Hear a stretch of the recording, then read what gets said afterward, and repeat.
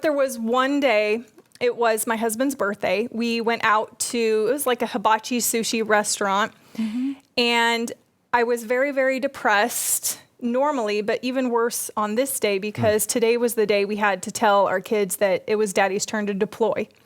And so we're trying to put on a happy face, and it's Daddy's birthday. And because he's getting ready to leave town. So people miss that. She said they're going to have to reveal to the kids that Daddy's getting ready to deploy. Yes. And we were so blessed up until this point because the only deployment he had been on was he and I together deployed before we had kids. And this was the first time he was going alone. We tell the kids Daddy has to leave, and they're crying. And we cry together. But at one point, after all the tears, I realized that my daughter had a science project that had to go to school with her the next day. So I went ahead and got it and put it into the van.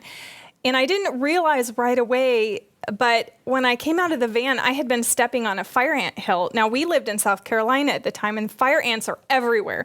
And I didn't notice this hill, and so I looked down, and there were several on my leg, and I tried to brush them off. And then I go inside, and this heat starts to rise up in me.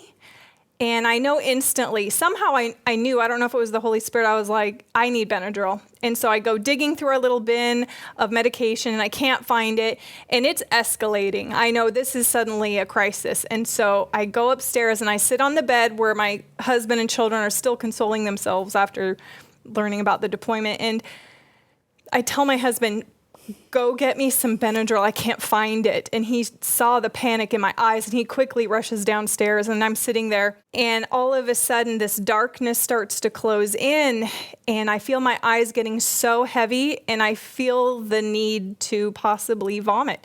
And I get on my hands and knees because I was too weak to stand, and my eyes couldn't stay open well enough to walk. So I'm crawling to the bathroom, and I yell out to my 9-year-old daughter, I said, call 911. And I make it to the bathroom, and I am horribly ill, and I don't know what is wrong, but I remember my husband saying that they're on their way, get out of the bathroom, and I was like, I can't, I literally cannot move. So the firemen are there, and they're asking me to open my eyes, and I cannot open my eyes. So eventually they go to lift me up, and I pass out. And all I know is I wake up, and I am like crouched down in this field with wheat, like golden ripe wheat, and it's gently swaying. Follow FaithNFreedom.live on Rumble for 24/7 Faith and Freedom content. Break free from deception 24/7. Follow us at FaithNFreedom.live.